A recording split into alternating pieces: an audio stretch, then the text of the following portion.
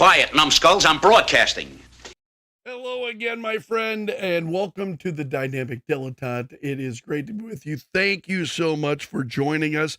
This is the show that makes you want to say, call the satellite hookup and pull the plug on this travesty. That's right. Those are the words of Sven Gulli. I'm a big fan of Sven Gulli.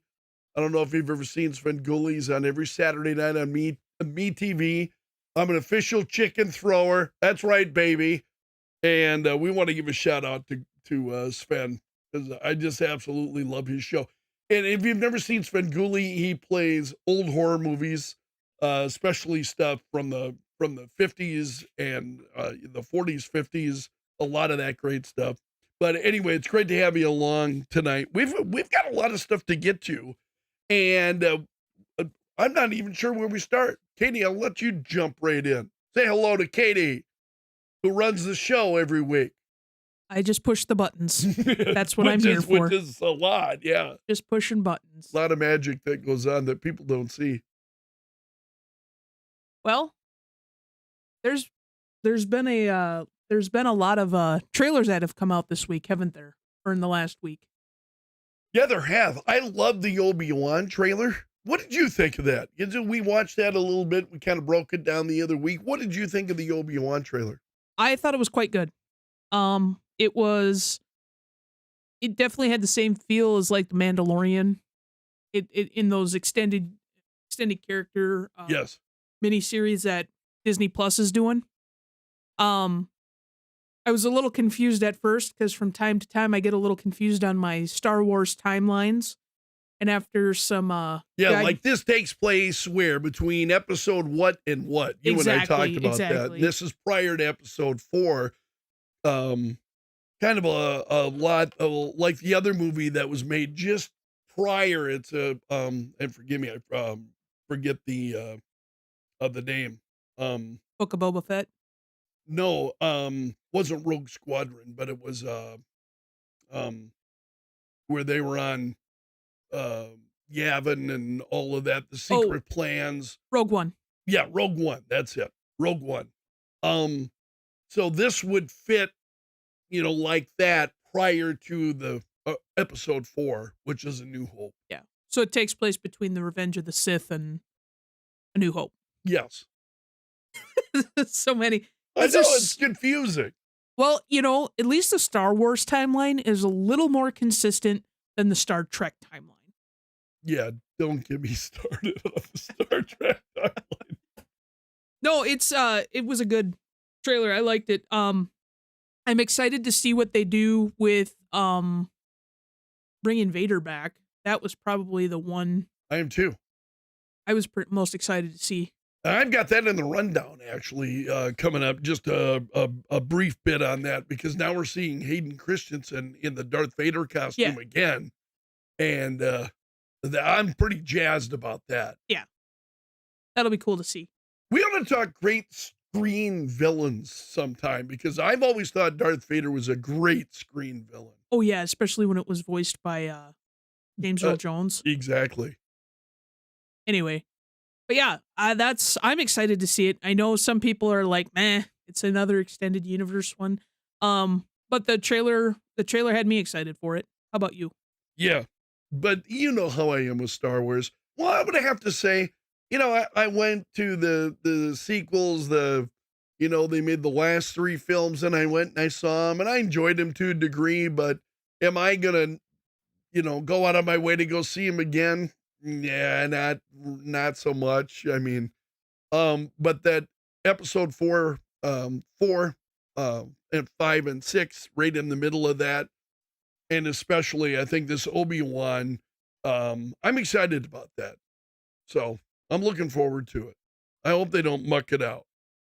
No, and because Uncle Lars comes back. Yes. So that was cool. Yeah, to the see. actor who has played the younger version of it's Uncle Owen. Uncle Owen, not Uncle Lars. Owen Lars. That's his last name. Yeah, it's Owen Lars. So that actor is back, and that was great. I was glad to see that. So that looks like it could be good. You know, a lot of things that look like, gosh, this could be really good. And then they disappoint the hell out of you. But I So, hate to say it, Disney usually sets up a pretty good trailer and they usually deliver, unlike some productions. you know, and that's like The Mandalorian and some of the other Yep. shows, The Book of Boba Fett, some of these other shows that they've been making that I've really enjoyed, I thought were good. Yeah. So I have high hopes for Obi-Wan. I'm excited about that. Not so excited about Star Trek Strange New Worlds. And see, you're a pretty big Trekkie, so I was kind of a little surprised that you weren't, because you were really looking forward to Strange New Worlds. Yeah, and I like the guys playing Captain Pike. I forget the actors. Anson Mount. Yeah, there we go, Anson Mount, who I didn't realize until sad to say I didn't realize until fairly recently that he played Colin Bohannon in Hell on Wheels. yes, Hell on Wheels. I just And had he to- was terrific in that show. I loved him in that show. And so I was really looking forward to this. And then I see this latest trailer for Strange New Worlds, and I'm like, what the hell is this mess? What was it for you that just kind of meh? First of all, it's completely uneventful. And I thought, okay, this is brought to us by CBS, the same people who brought us, Star Trek Discovery.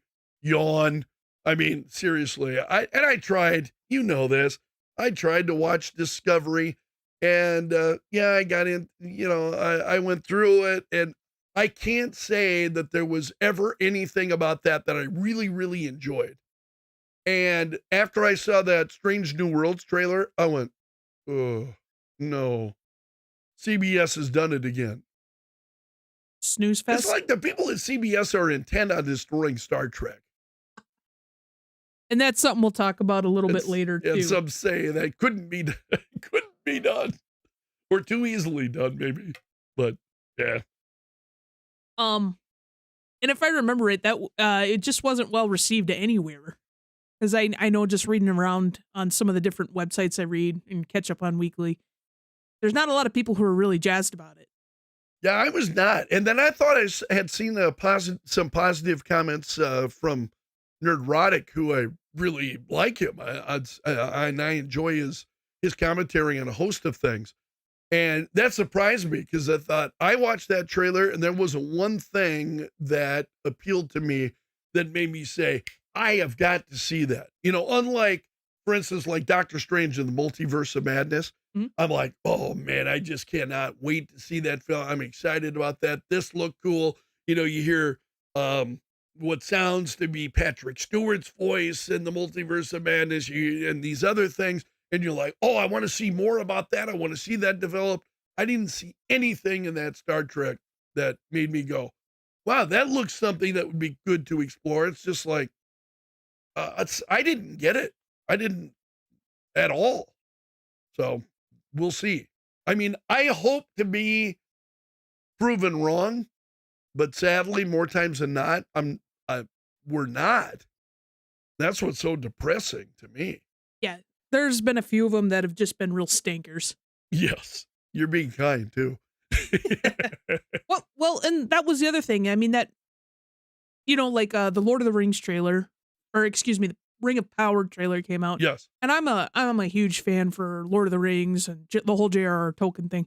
And it looks good, but just some of the other things I've heard about it, I'm just not. I think it's going to be a stinker too. Yeah, well, there's too much of the moment that's getting injected into some of these films, and it's like we've got to take some of that out, because I think it just destroys the experience, and it's not really faithful to the vision that Tolkien had. No. From things that I've read and heard. Yeah. So. Well, and the other thing is it's meant to be an escape. It's a fantasy. Agreed. It doesn't need to be updated. It should be what it is. Right. Yeah, you don't have to update a fantasy. You might update it with effects, or Yeah. But I agree with you. It's meant to be a fantasy. It's not meant to be true to today's whatever the flavor of the moment is. Right. And I think that kind of goes into what we were talking about earlier. Is there's some of these that just kind of make you there's some franchises that were just kind of moving on with some of the other stuff we were seeing this week. Is there are certain franchises that they made really, really good movies, Right. but some people just can't leave well enough alone. It's like when you're sitting down for Thanksgiving dinner, you had that one plate that just had everything on it, and then you're like, man, I'm going to go back for seconds just on that turkey and stuff, and it's good stuff. And then by the time you're done, you're like, oh, man, I feel like crap. Right. And that's really what some of these movies are becoming, because you had found it earlier this week where, what is it? They're trying to make a series for Alien. Yes. And they want a mini series. And I thought, really, what needs to be told? Because I loved Alien. I loved Aliens. But think about Alien. And then after that, it went completely off the rails. I think great movies continue. What questions need to be answered? So after Alien, what about that whole pit full of alien eggs that we saw down in that planet? What in the world ever happened to that? And you find out in a big way what happened in Aliens, the colony that discovers it and all of that. And Aliens ended with this really kind of for a movie that was really tough and brutal, and Sigourney Weaver, I thought, was just absolutely incredible in both of those films, but especially in Aliens. That character of Ripley is a tough character, but at the same time, she's got this wonderful soft side for Newt. And the two of them, fall asleep. It's all over. And then you start Alien 3, and oh, by the way, Newt is dead. And I mean, it's like, what in the world just happened? That Alien 3, there were no questions that were left to be answered at that point. That was a sequel that never should have been made. And then you got beyond that, and then it got to be, Aliens versus Predators versus Aliens, and all of that kind of stuff.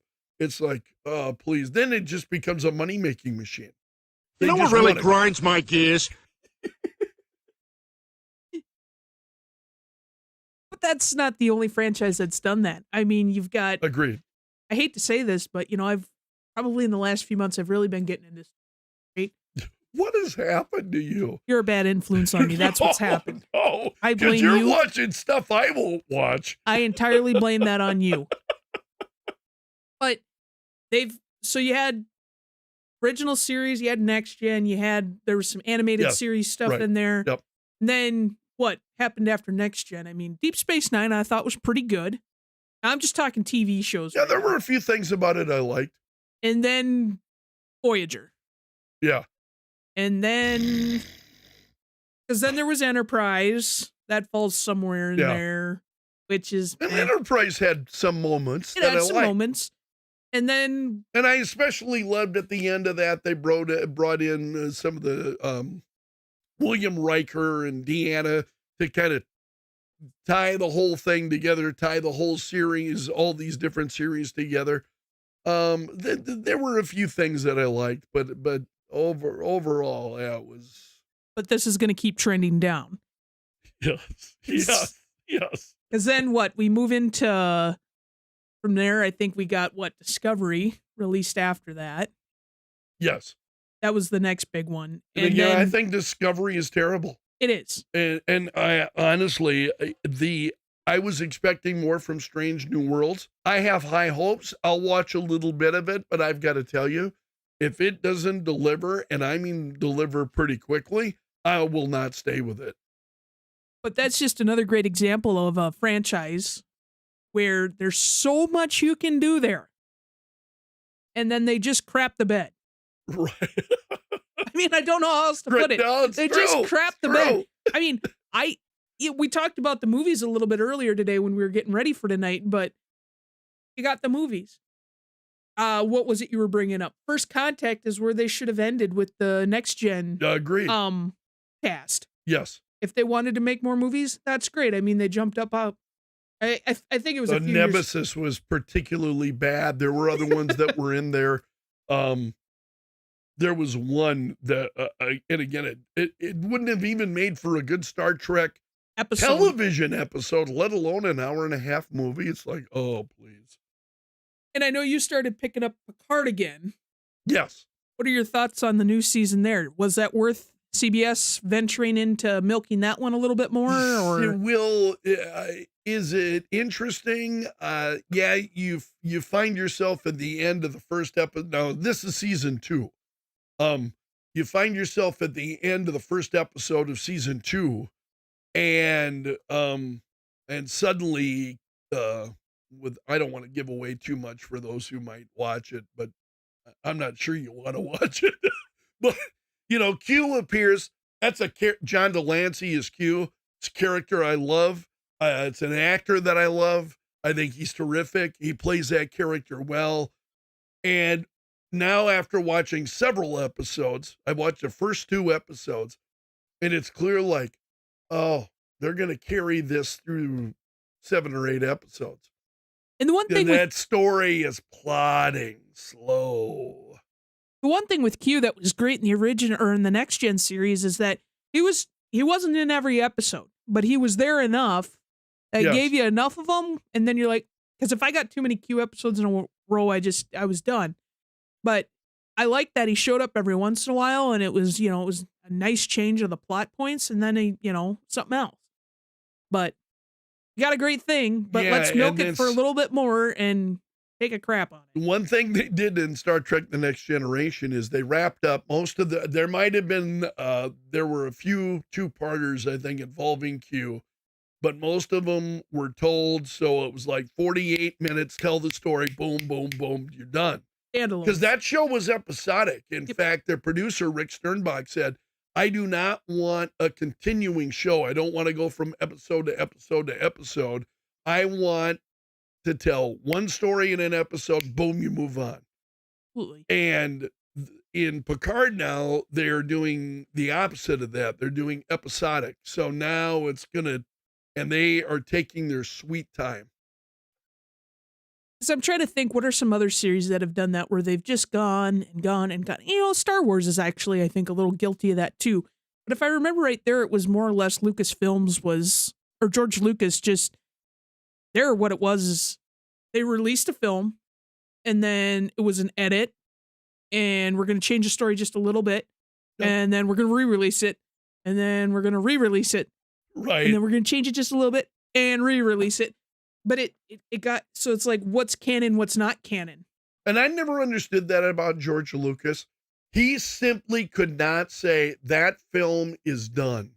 He wanted to go back and revisit and revisit and revisit. And one of the things I was happy about when he sold the films, I'm like, thank goodness George Lucas can't get his fingers on these anymore and remake those movies. They're done. They're complete. That's it. Let's move on.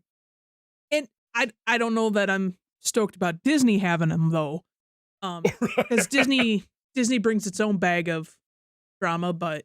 And I would say that in, Book of Boba Fett, that there is this gang of, basically, for lack of a better term, it's a motorcycle gang, and they got these hot-looking, colorful, so you got Tatooine, and you have all these rundown, everything is brown or tan or, and they've got these motorcycles that are bright neon colors like you would see today.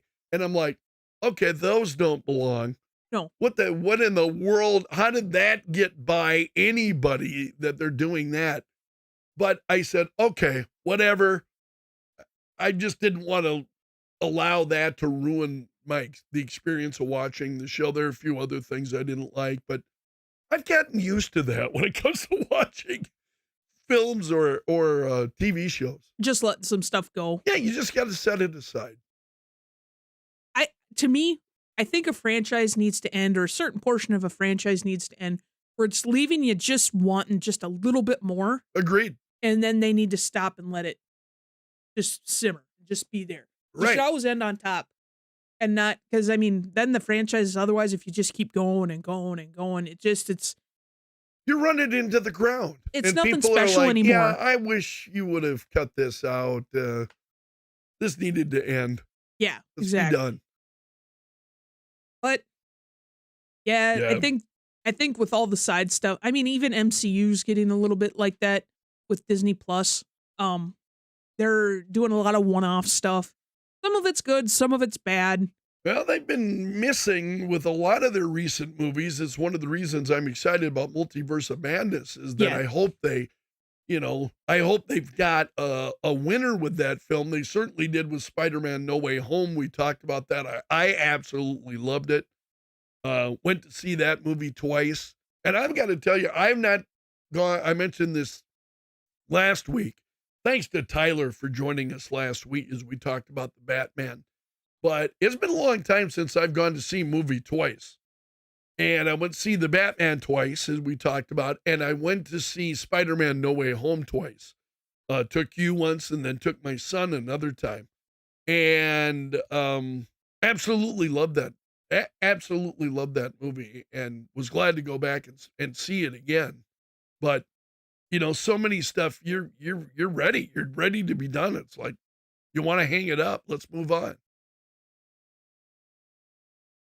People have been telling me that my whole life.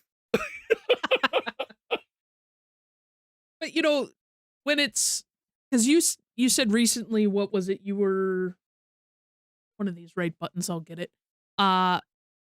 You went to the comic book store. What was it, yesterday? Yes. And what was your lovely experience you had there with people just not leaving well enough alone? Well, it's what's happened with comic books now is what they will do is they will take a comic book and they reproduce it with a new cover. It's the same comic book inside, but it's got a different cover. And so there may be 6 different covers.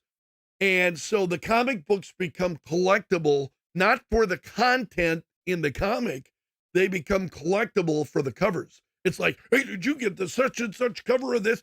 And I would have to say in a very small, there was one that there were some Neil Adams covers of the Joker. And I went, I'm going to pay a little bit more for that because I want that Neil Adams cover. Those of you who know Neil Adams and Neil Adams' art and his involvement in Batman over the years, I mean, that's lasted decades, know that Neil Adams is a name that, I mean, a lot of collectors are drawn to his work. But I'm just, seriously, I do not want to buy the same comic book 2, 3, 4, 5 times just in order to get these covers. I'm like, yeah, count me out. That's not a game I'm going to play. So I go through there with my daughter. And it's like, you go and here's one and it's the same issue. And here's a bunch of them. Seriously, it'd be a stack of them. So they're like 10 or 12. And then you go, and here's the same issue, different cover. And there's one. It's like, oh man, this is the one to get. It's like, give me a break. Same comic book, different cover. That stuff just gets out of hand. And you see that. That's what's happened to comic books right now. What really grinds my gears? I know, because you've been collecting stuff or collectibles for how long now? Since 1988. That's when I started. So is that something you see just strictly with comic books, or is that stuff you see elsewhere too? It's mostly comics. That's where comics is at right now.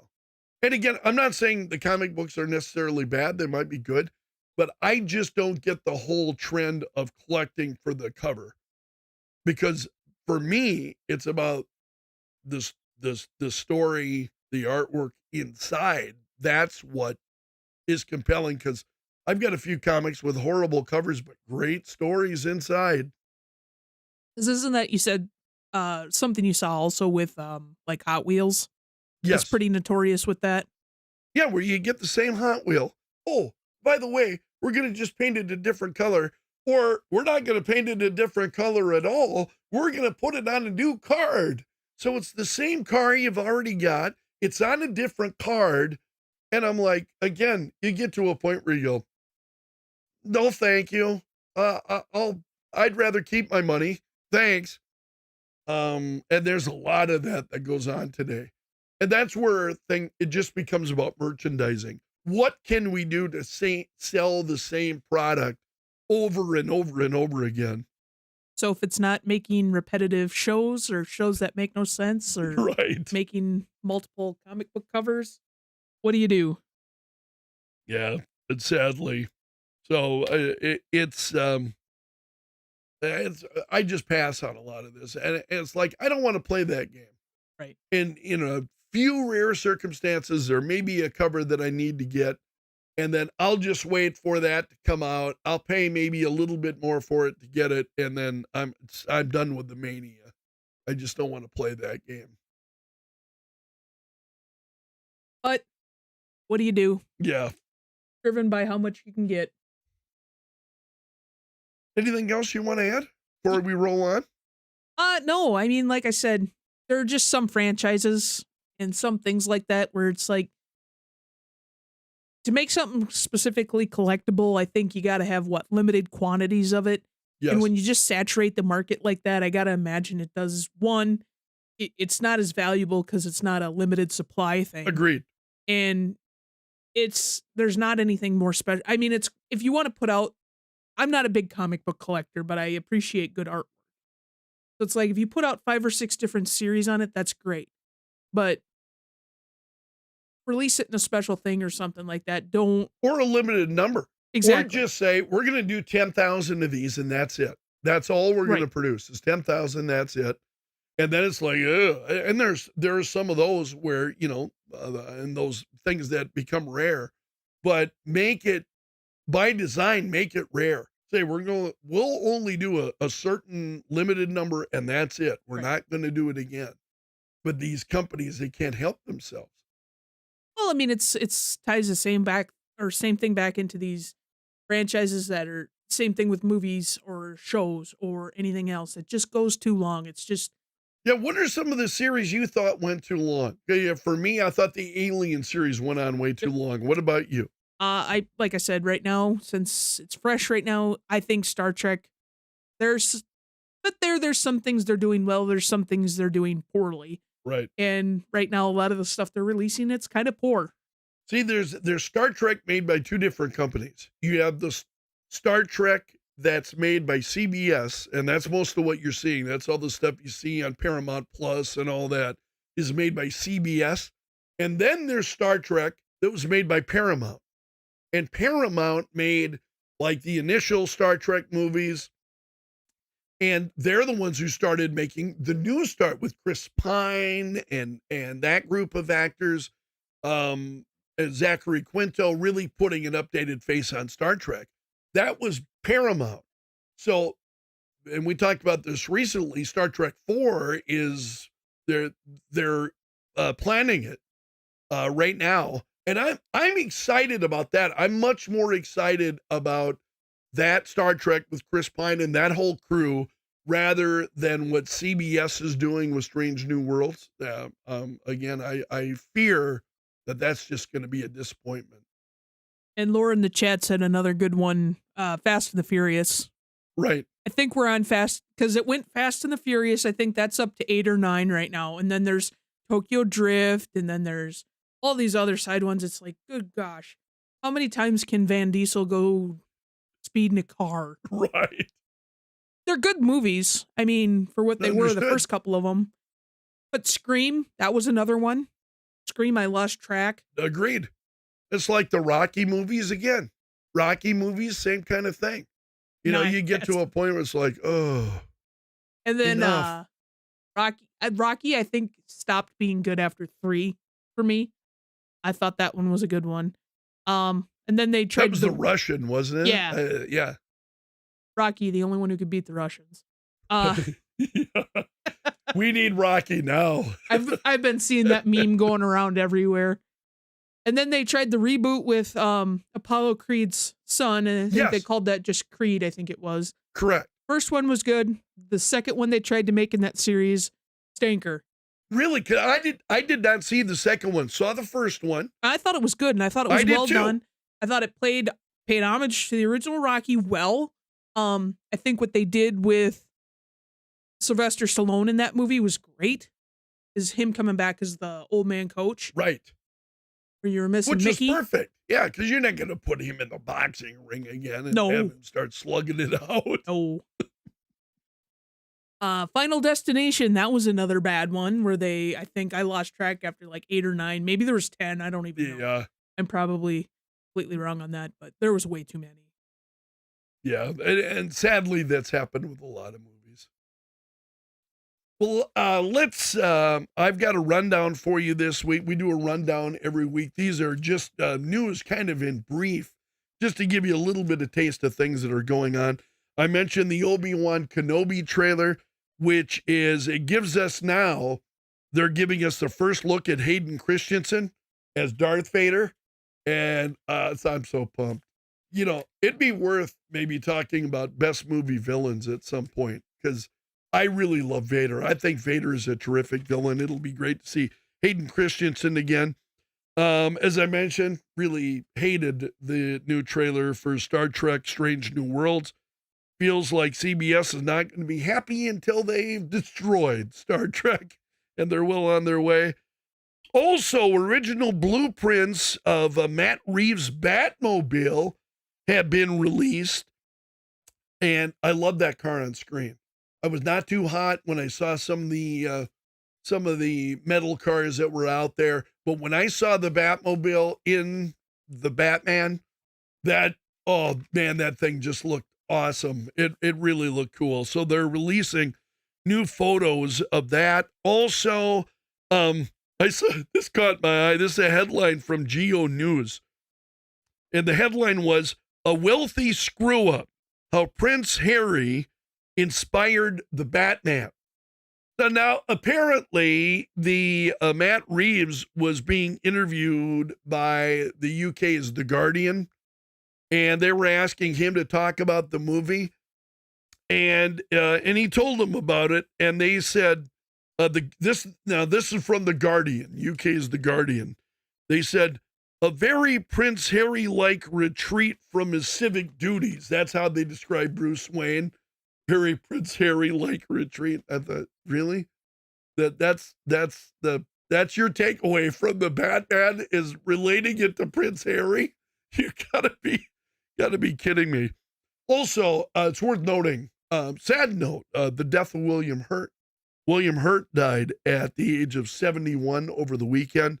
He was in so many great movies. Those of you who are fans of the MCU universe know that he was General Ross in a number of the MCU films, but he had a number of great films. He's known for his work in Altered States. He was John Robinson in Lost in Space. He's in Broadcast News, Kiss of the Spider Woman, and many, many more. So we wish Godspeed to John Hurt. And then I hope I've got this. You know what? I don't think I've got it in front of me. I had it, and earlier today, we'll pick it up next week. Here's which Batman character embodies your zodiac sign. Oh, geez. This was from the New York Post. So they ran down all the zodiac signs, and they said, okay, here's who you are.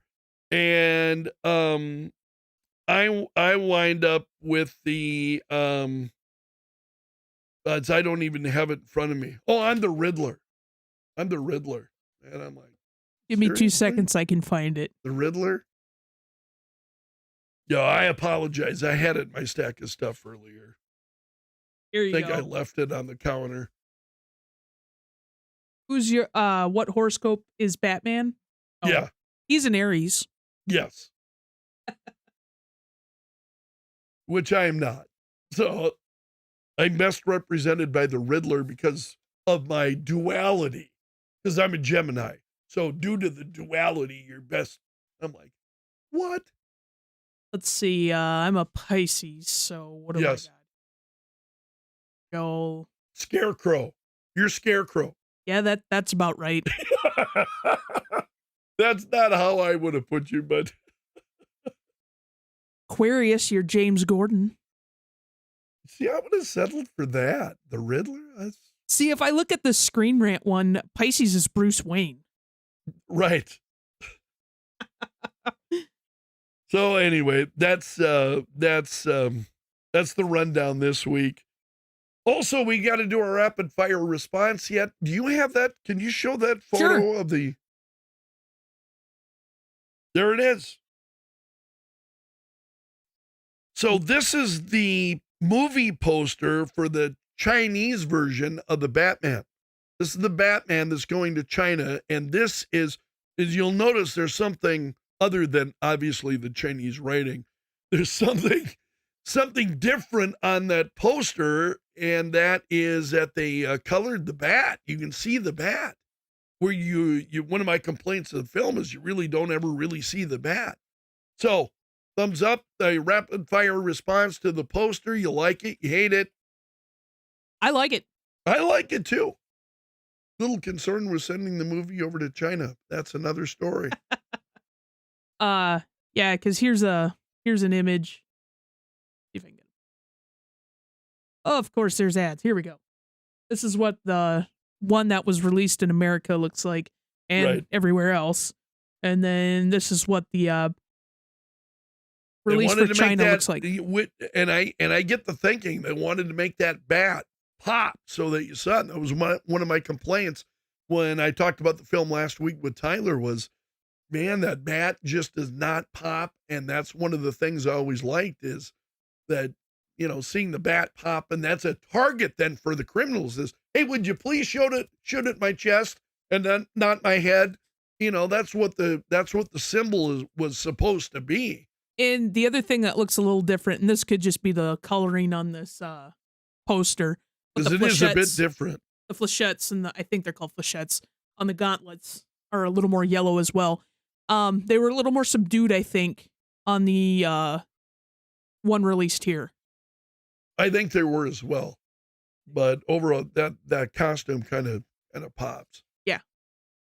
So, but I know one other thing we wanted to touch on was what's the deal with DC holding off on all these, or no, excuse me, Warner Brothers. Oh, yes. With all these releases that are getting pushed back. Because now the Flash, that's never a good sign, by the way. I mean, experience has been when they start delaying movies, and I don't know, maybe this is different because they're delaying quite a number of movies. The DCEU, right? They're delaying the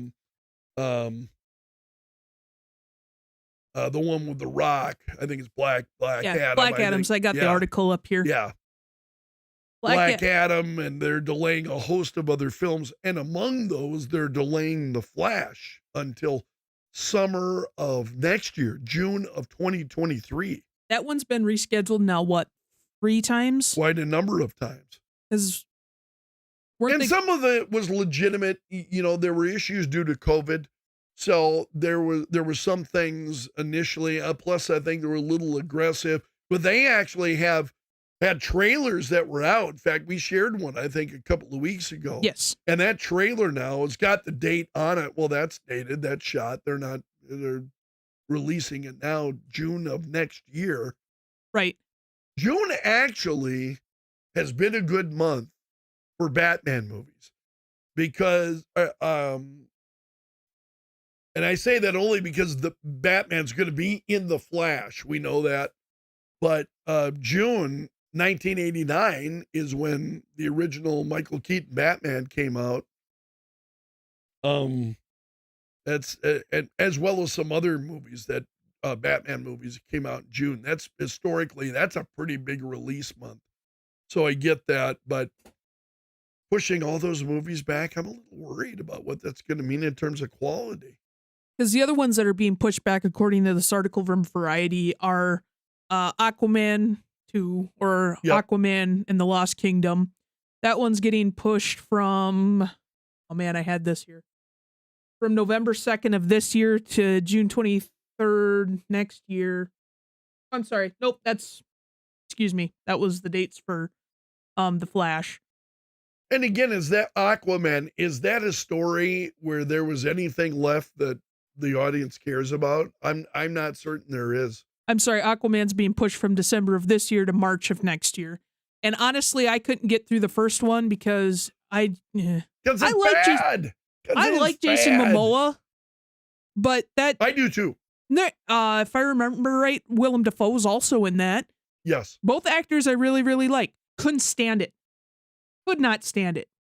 Yeah, Jason Momoa is great. He's done some terrific work, and not taking anything away from him. That movie didn't fail because he was bad in it. That movie failed because it had a bad script. Right. It was bad. There's no other way you can't sugar. It's just a bad movie. And then, Black Adam was the other one that's being pushed back. Right. Super Pets I'm is excited about that. I think the Rock, he's terrific, and I thought he was a great choice. And that'd be one I would enjoy going to see. and that one got pushed back to October 21st of this year. Okay. And then Shazam 2, I didn't even know they were making a Shazam 2. So there you go. That one actually got bumped up. So that one went from March. Oh man, I just saw it. Yeah, that one went from June of next year to December of this year. So, what do you do? It'd be interesting to see some of those. I know But, some of the again, the delay that's just never a good sign, because generally when movies start getting delayed, it's for bad reasons. There are bad things happening, rewrites, And I know some of the speculation also was because Warner Brothers is now, are they being bought out by Discovery or are they yes, like merging? they're my understanding is they're being bought. Okay. Yeah, which is part of the reason for the delays. Yeah, that's one of the ones I had heard being hypothesized, is that's one of the reasons. But hope not. There's a lot of stuff there Yeah, that'd be me good too. movies. Yeah, 'Cause I some like great stuff. Shazam, I'm glad to see they're making a second one of those. I really like the first one. It was funny. It was. And which was something different for these DC films, because there's not a lot of humor in them. No. I mean, you go see the Batman, you're not, I mean, but he's not a character you're going to laugh at. Shazam, I thought that was a nice choice. I'm glad they went with the humor, because it worked. It worked for that character. Yeah, I think the last time there was a funny Batman, it was like 1960 something, wasn't Yes. it? Yeah. Adam, what's his name? Yeah, Adam with his Well, we've also got the Cave of Wonders. Cave of Wonders, you say? Yes. The Cave of Wonders. Huh? Cave of Wonders? So I have decided to show one of the Joker statues that I've got, and I really, really like this. I spent a little bit on this, and I'm glad I did, because it's absolutely beautiful. Joker with the cards in his hand, the cane in his hand, standing atop the gargoyle, which has become pretty synonymous with Gotham City. And I just absolutely, and this is a big figure. This is about probably about a foot tall. That figure is pretty big. You might be able to catch a glimpse of it up on the shelf behind me, but there he is. And that was one. It's like, you know what? I have to have that one. That's one I really wanted to get. There's a Batman companion piece to that, which I was not as excited about, but that Joker, it was just absolutely phenomenal. And that is the classic Joker, I think, comic book Joker, and really, really love it. So that's the trip through the Cave of Wonders this week. Where'd you get that from and who makes it? That's a DC Direct piece. And if I'm not mistaken, I think I may have, I'm trying to remember if that's one I think I bought online. Some of those DC Direct statues you can find that are they're pretty beautiful, and that's one of them. I just thought that was fantastic. And again, at about a foot tall, it really pops. Yeah, I like it. I mean, it's one of the Thank pieces you. in your collection I like. What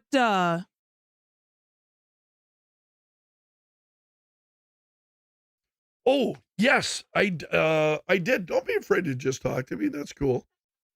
I did. I got an email from Ian, and he said, "Hey guys, huge." And this was last week, so he was tuned into the show last week, and he said, "Hey guys, huge Bat fan dropping in to say I love the show so far." He was listening to our review of the Batman. And he said, I listened to the movie review, and I'd say I largely agree with you guys. The movie was fantastic as a whole, but I had similar critiques. He said, I definitely would have liked to see more from the Riddler. And he said, Tyler had brought up the fact that we really didn't see the full extent of Riddler's ego. And he says, I'd have to agree. And he said, I'd love to hear your guys' take on which Batman suits are your favorite. He said, this could be comic, movie, TV, whatever. He said, also, do you have a favorite variant of Batman? And I told him, I'm actually more interested in what you like rather than telling you what I like. What is it that you like? And I had mentioned I like the suit that Ben Affleck wore when he was Batman. It's not my favorite. Michael Keaton in the suit from Batman Returns is my favorite. But I liked that suit and what they had tried to do. This was an older Batman, and that suit carried that message. And he said, yeah, I got to disagree with you on the Batfleck suit. He said, in my opinion, it was just too bulky, but I can understand why you like it. He said, Keaton's suit was excellent, though. For my absolute favorite, I've always been a huge fan of the darker blue suit in No Man's Land. Now, some of these are from comic books and so on. He said the yellow accents are just awesome. He said, really, anything Frank Miller is fantastic, because I had mentioned the suit from Dark Knight Returns, The Dark Knight Returns, created by Frank Miller, which I thought was absolutely beautiful, and Ian did too. He said, Gotham by Gaslight was such a good look as well. Batman Who Let, and I got some statues of some of these. I wish I could show them to you. Maybe I will next week. I got Gotham by Gaslight right up here. Joker Who Laughs. I've got a plastic statue of him. He said, I haven't really gotten into the character, but he said, my favorite variant of Batman is probably John Paul Valley as the Azrael Batman or Batman Beyond. I would love to see either of those on the big screen. A lot of Batman Beyond fans who are younger than me. I certainly remember Batman Beyond. There were things about it I liked. But there are a number of people who are really into Batman Beyond. In fact, there was a move for a while to try to get Michael Keaton to play the older Bruce Wayne in a Batman Beyond movie. So he would be instructing the new Batman as to, how to be the Batman. So anyway, he said he would love that. He said Terry McGinnis with an older Keaton Batman would just be amazing. So thanks so much, Ian. Appreciate the email. You can drop us a comment or questions anytime. We love hearing from you. And I really appreciated Ian's email. Thanks a lot. And remember, our show here will be podcasted, so it's available if you're driving. Couldn't catch us tonight live. Driving, it'll be available on Spotify. Always remember, we appreciate a like and a subscribe to either us on Facebook or YouTube. Helps us out. Yeah, and I'm moving stories on Twitter fairly frequently, or at least trying to. I've got to. It's one of those things. I'll have a streak here and there, but I'd like to do more of that. I'd like to make that a fairly regular occurrence. So as we talk about some of these stories that I touch on you know, if you ever want more information, you'll find it on our Twitter page and our Twitter feed. There's more there. And that, thanks for tuning in tonight. Yeah. We'll see you next week. Same bat time, same bat channel.